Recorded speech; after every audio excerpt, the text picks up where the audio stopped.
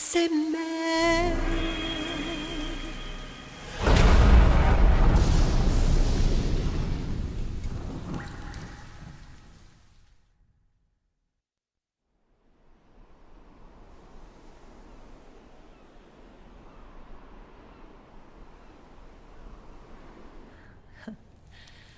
You look amazing.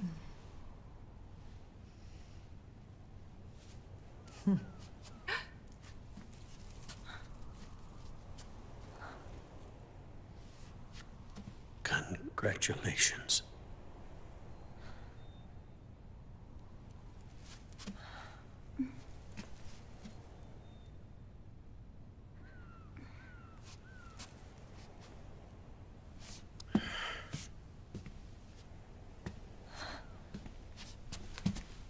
Colonel.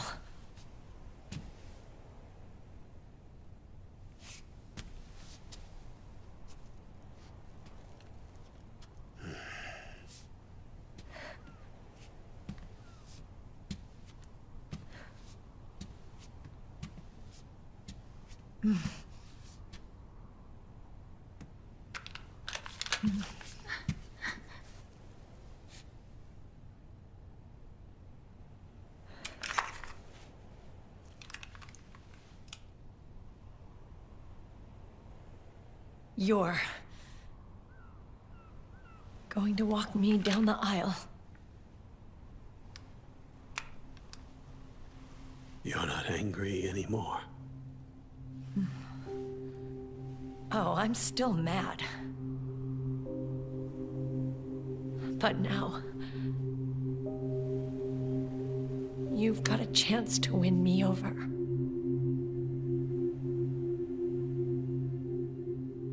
You're right. We have plenty of time now.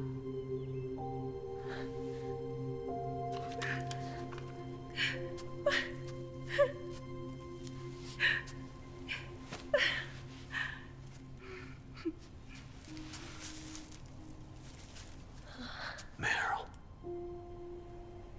you look beautiful.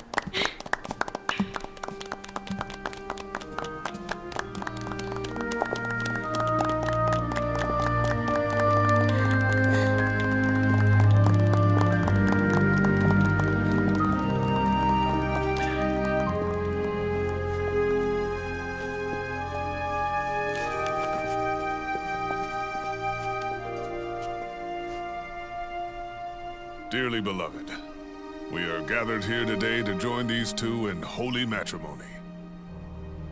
Let us give thanks for the life they will soon share, and pray they have love everlasting.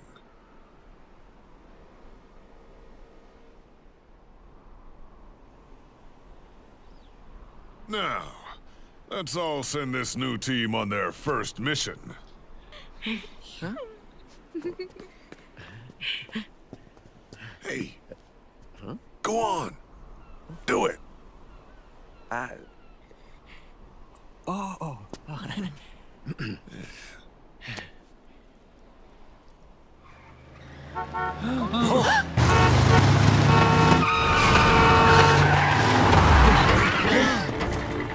Just in time. Drebin. And I brought gifts.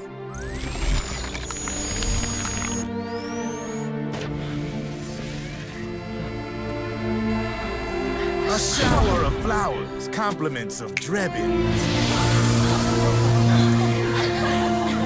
And little something extra from me.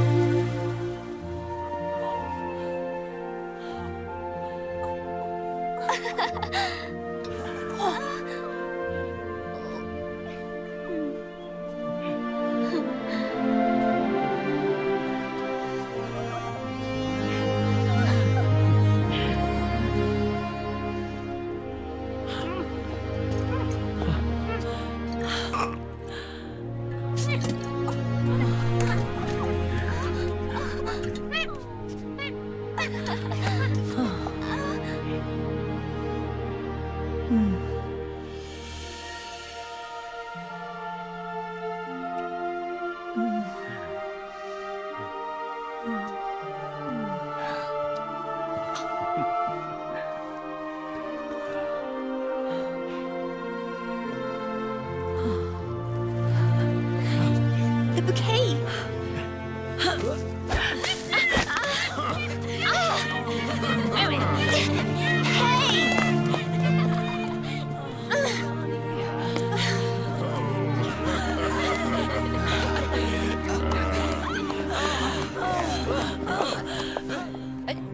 Where's Snake?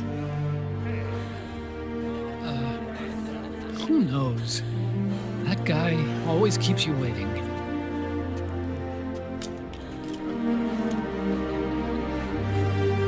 Sunny, come on!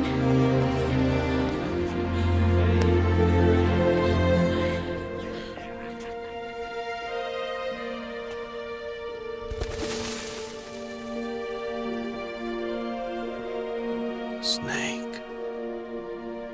Thank you.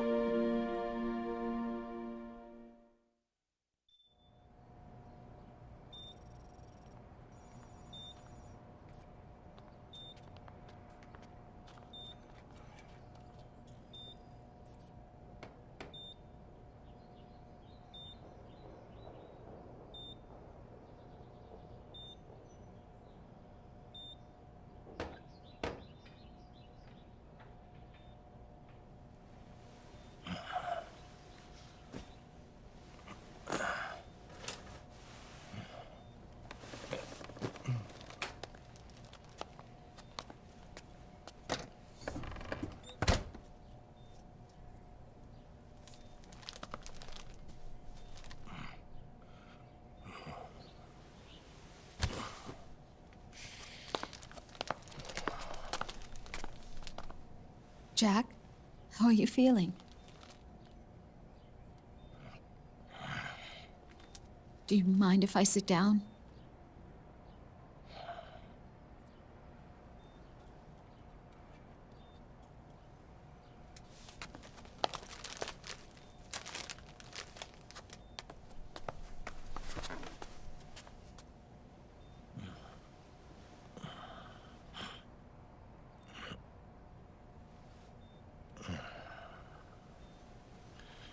Jack.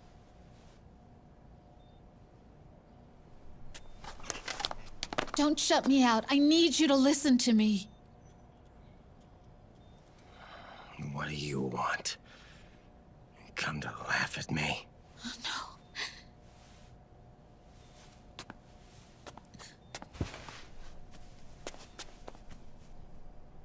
Look. Look at the boy.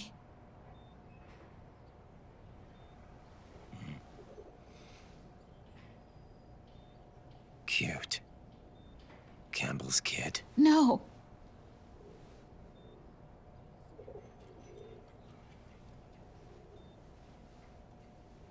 He's yours. I don't have any kids.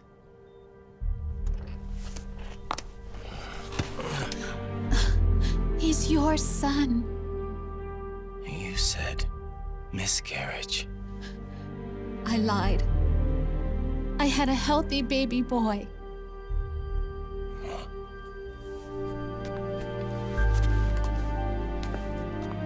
Roy pretended to be my husband, to protect me and our son. Only until you completed your mission, to shield us from Patriot eyes. What? He didn't even tell Meryl. He sacrificed everything, even his family, to protect us. I don't believe it. I'm sorry, Jack. I wanted to tell you.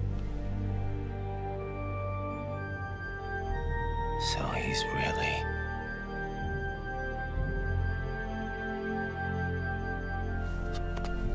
John, aren't you going to say hello?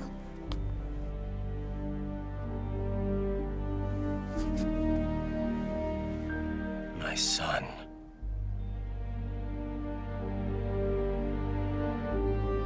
Little John.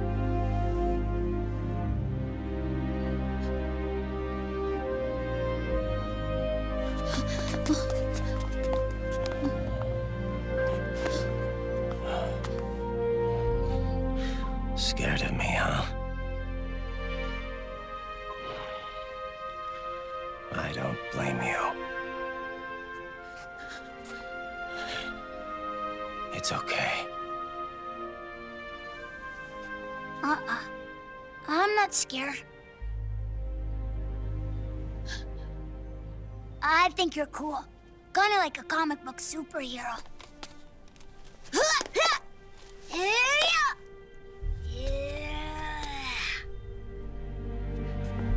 John.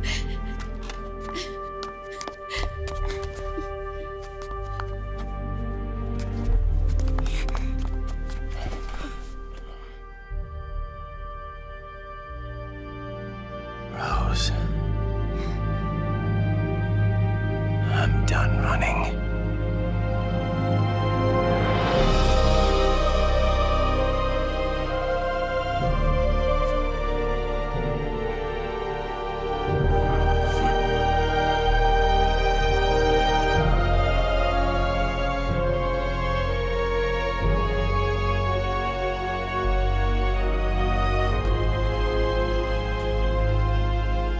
And I'm no longer afraid.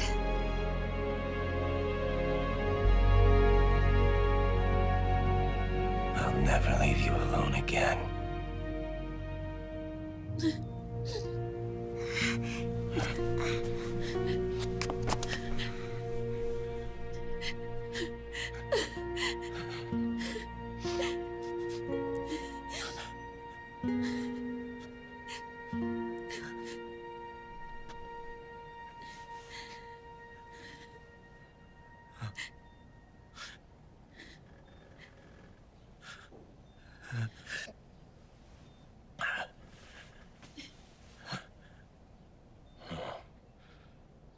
Like a scene from Beauty and the Beast. Don't say that. You're no beast. You're my husband. And his father.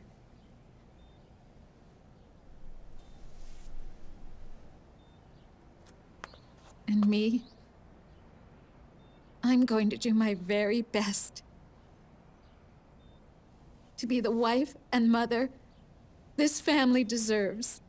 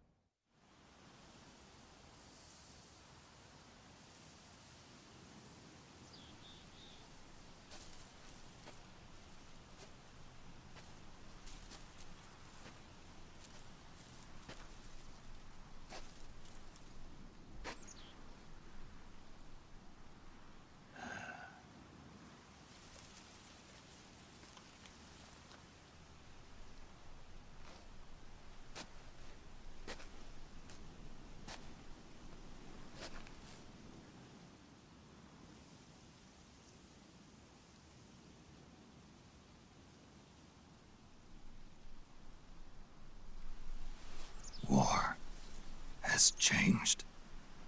Our time has ended. Our war is over. There's one more thing I must do.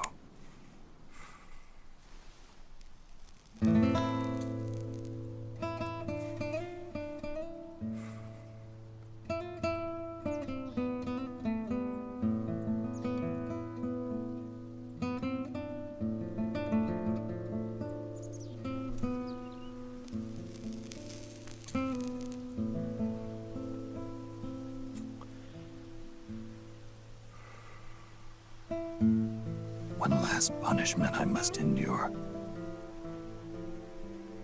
Erase my genes. Wipe this meme from the face of the earth.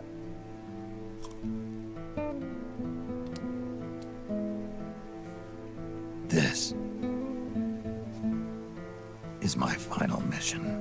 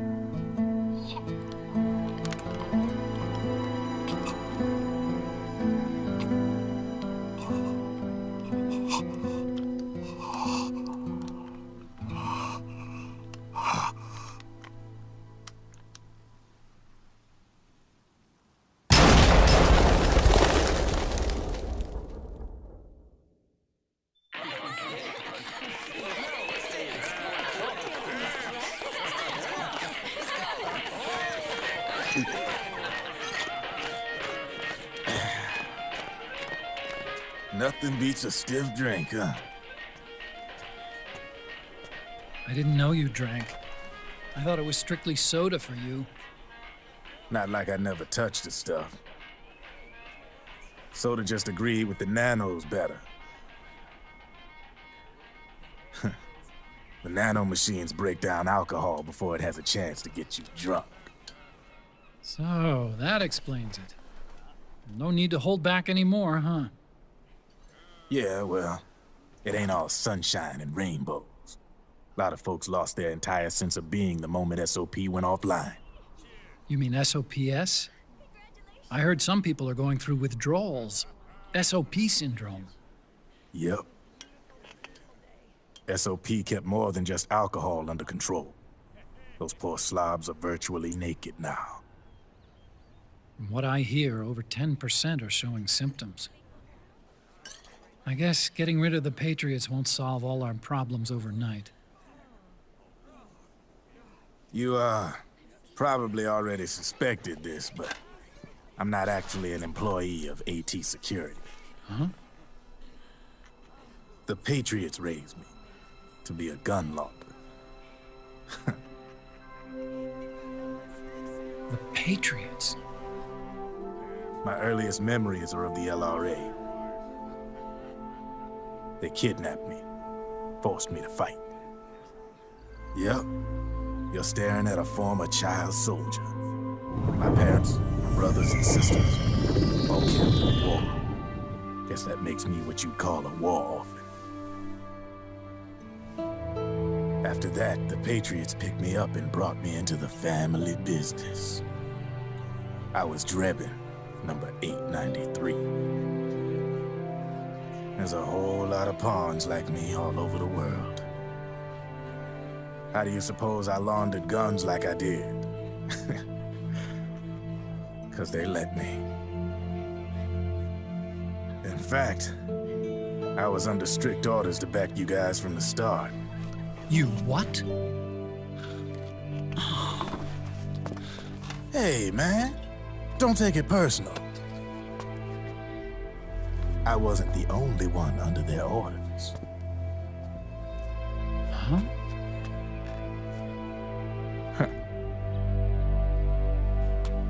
Meryl and...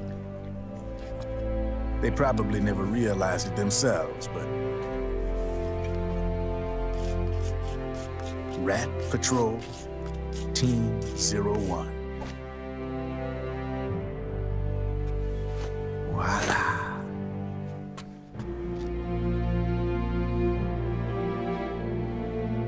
Patriot. Played like a violin. But why? Obviously, Liquid's plot was a threat to the Patriots. So they planned to have you guys take care of it. Didn't turn out quite how they planned, though, did it? Yeah, well, I don't think they expected you to crash their system and wipe them out. So, does that mean you're out of a job now? Are you kidding? I got the Drebbins. All the Drebbins in the world are in on it. From now on, we're in business for ourselves. We are pawns no more. Easy there. The White House might have lost its taste for unilateralism, started to rebuild.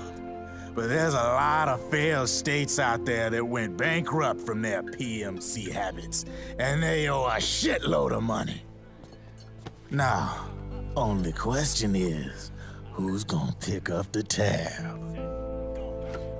I'm sure these new governments will try and keep it under control with PMC corporate reform laws, but it ain't gonna be good enough. They all sunk up to their eyeballs in the war economy. Might not be a new world order, but the old order under the war economy's gone for good. I'm guessing the UN is gonna be more important than ever, what with multilateralism and all. A certain president said it best back during the Cold War.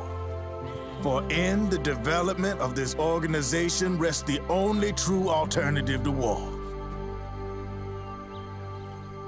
Then again, the UN itself's just an old 20th century relic. And if you think about it, when you look at its history, it ain't that different from the Patriots. Ah, that's right. The nano machines used to keep you sober. Crush. Mix.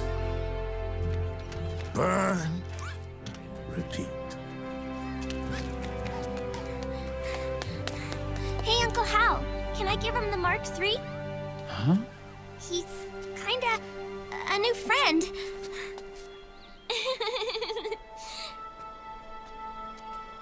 He lives near here.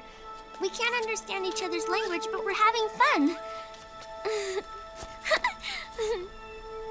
He's my very first outside friend. Really? That's great. Sonny, it's okay if you want to live outside now.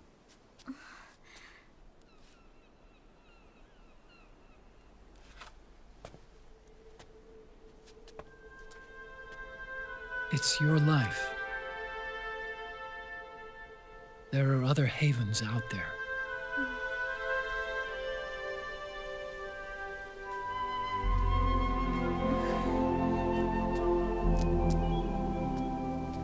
The sun looks so pretty.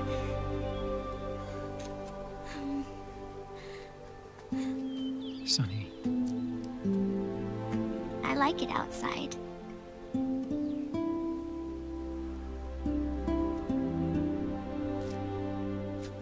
Uncle Hal, when is Snake coming back? Snake.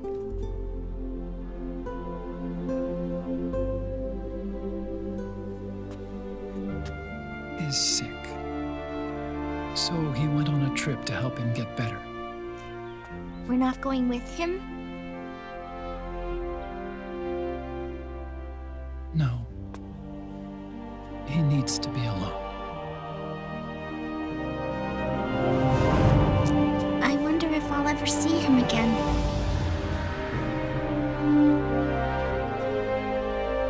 Snake had a hard life. He needs some time to rest.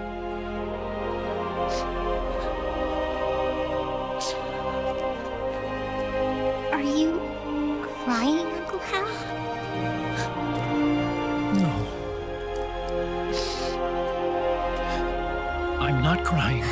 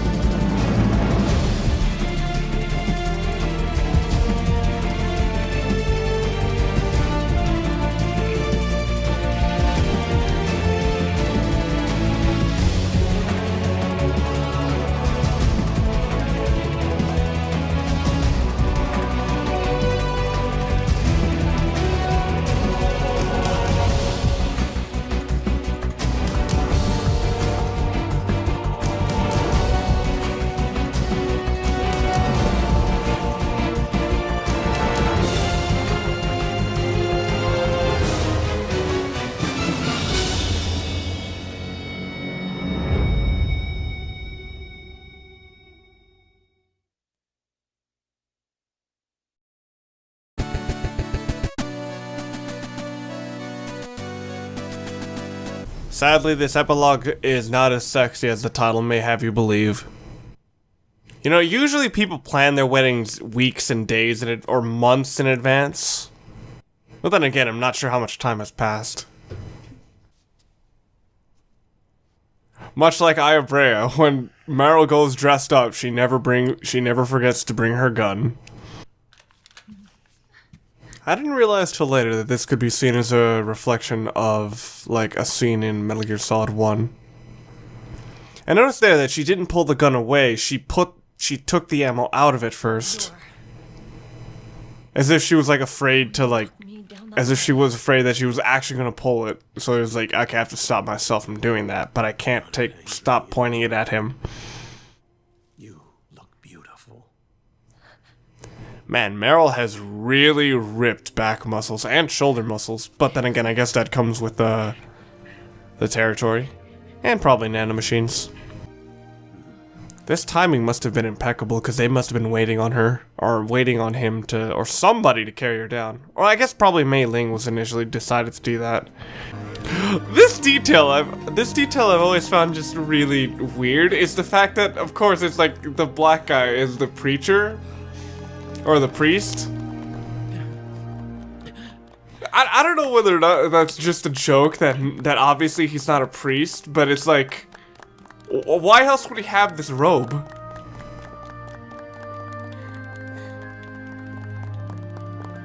Also, I like that detail. Is Sunny has a sunflower on her hat. Of course he has one of these! And there's a box in the background. I remember the first time I put this online, I would not stop fucking raving about it. But I think that's always because I love to spot background details. Initially, I thought this was just really weird. Although later it could be... based on what he says later, it could be seen as, like, he sees these guys as his liberators of sorts. That he can just do whatever he wants now, and not be tied to the model of the Patriots.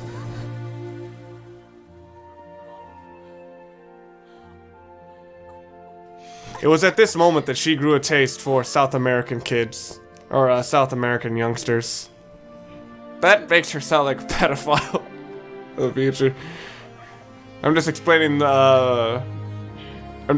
it for something for later on in Rising. Alright, as a storyline payoff, I'm like, this is adequate enough, even with all the awkward elements to it. If I was to pick a couple that I think could be enjoyable as, or being together, it would be Mei Ling and Otacon. Because I could actually see them being both a bickering couple, but actually still getting along really well. This is actually, of all like the payoff storylines, this is actually the one I found probably the most powerful, other than the last one they show before the credits. This might be a random thing to bring up, but of all the characters who of all the characters' body models that they've had, I actually think Rose looks the sexiest. Of all the women they've made in this game. I'm also not sure if that thin necklace is actually an intentional design decision to make it so that her body is cut off in pieces, much like Raiden's is. Look at the boy. That was actually very convenient placement. He didn't even tell Meryl. He sacrificed everything, even his family, to protect us. Well, then we gotta add him to the Christmas card list. I'll never leave you alone again. I'm sure there's some Metal Gear Rising footage I could cut to that. And your wife and son? What of them? They're in New Zealand. Safe. Say, even with a bit of awkwardness in this cutscene, I actually do like it as just like Raiden has found like a new meaning in life outside of war. Of course that didn't last. Although now I'm just sort of wondering some logistical issues. Like I'm wondering if Raiden is actually a very, very cold robot man now.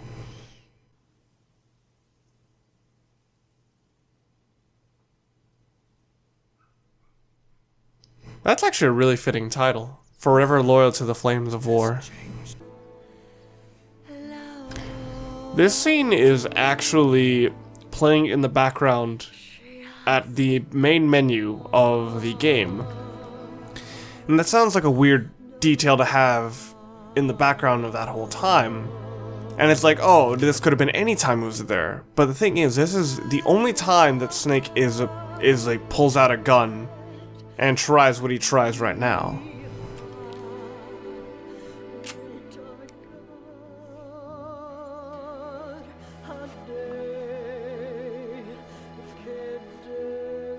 A very grim idea that just came to mind is that this may not be something that is exclusively to Snake.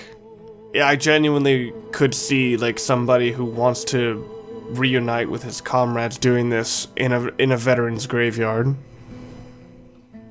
I think it's called like Survivor's Remorse. I guess getting rid of the Patriots won't solve all our problems overnight.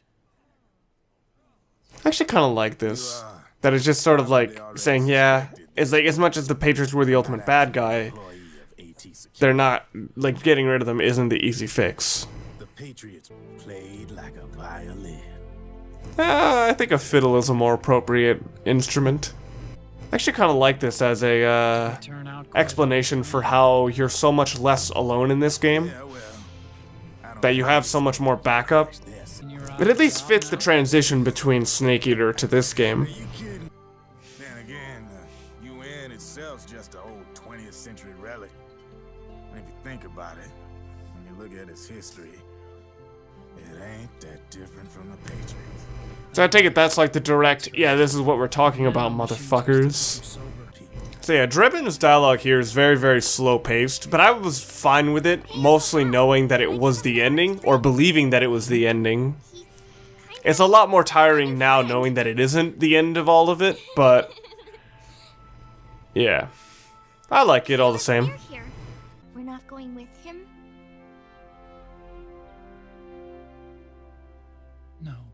I like a lot of the details of where he's struggling here. This scene is actually one of the more well done, like directed and presented scenes in the game.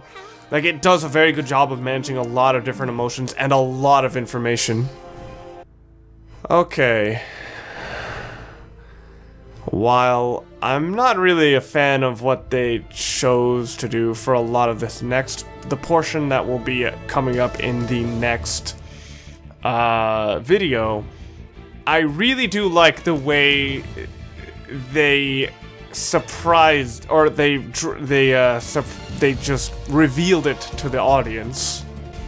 Crispin Freeman getting paid one more time. Oh, Nolan North was also in it. I don't think I heard him.